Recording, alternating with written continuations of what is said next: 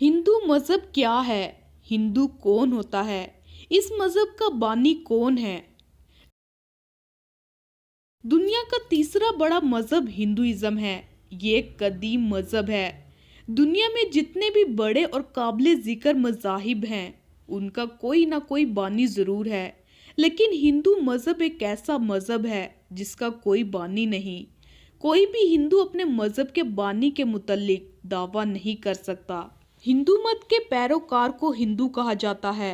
Hinduism लफ्ज़ हिंदू से निकला है, जिसके मायने चोर, काला और चौकीदार के हैं।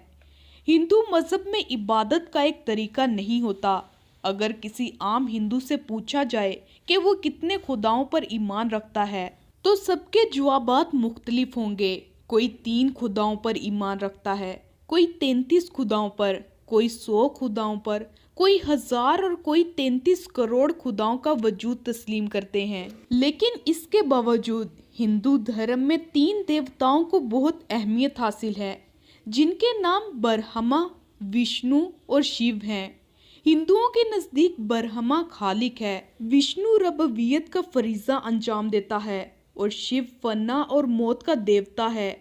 हिंदुओं के नज़दीक ये हकीकी हस्तियां हैं। हिंदू मत किसी एक मज़हब का नाम नहीं है, बल्कि ये मुख्तलिफ अकायद, रसूम, रुझानात, तसव्वुर और तोहमात के मजमूए का नाम है।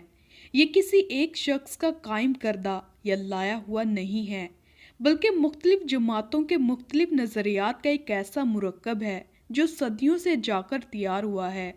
इसकी वुसअत का ये आलम है कि अलहाद से लेकर अकीदा वहदाउल वजूद तक बिलकबाहत इसमें जम कर लिए गए हैं। दरियत, बुत परस्ती, शजर परस्ती, हैवान परस्ती और खुदा परस्ती सब इसमें शामिल हैं। मंदिर में जाने वाला भी हिंदू है, और वो भी हिंदू है जिसके जाने से मंदिर नापाक हो जाता है। वेद के सुनने वाला भी हिंदू है, और वो भी हिंदू है जिसके मुतल्लिक हुक्म है कि अगर वेद सुन ले तो उसके कानों में पिघला हुआ शीशा डाला जाएगा। गर्ज के हिंदू मत एक मजहब नहीं है, बल्कि एक निज़ाम है जिसके अंदर अकायद, रसूम और तसव्वुरात की बहुतात है। उसे वेदी मजहब की तरक्की याफ्ता, तोसीह याफ्ता और तब्दील शुदा शक्ल भी कहा जा सकता है, क्योंकि वो मुकाम जहाँ से ये फैला है वो बहरहाल वेदी मजहब ही है। बरसगीर आने के बाद आर्या चंद सदियों में अपनी ज़ुबान भूल गए और साथ ही साथ अपनी खुसूसियात खोते चले गए। उन्होंने यहाँ की मुख्तलिफ कौमों के तमदनी असरात, अकायद और रसूम को कबूल कर लिया और उन देवताओं को भी अपने देवताओं में शामिल कर लिया जिनकी इबादत गैर आर्या किया करते थे, मगर वो अपनी इनफरादियत और नस्ली बरतरी को खोने के लिए तैयार न थे।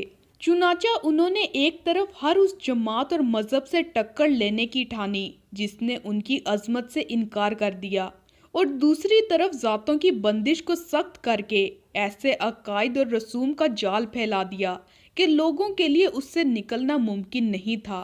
उन्होंने वेदी अहद की मजहबी किताबों और देवताओं का एहतराम के दायरे में महदूद कर दिया और नई किताबों के तसनीफ और नए देवताओं की शमूलियत से मजहबी निज़ाम कायम किया, और उस पर नई किताबों में इस निज़ाम की बुनियाद रखी गई।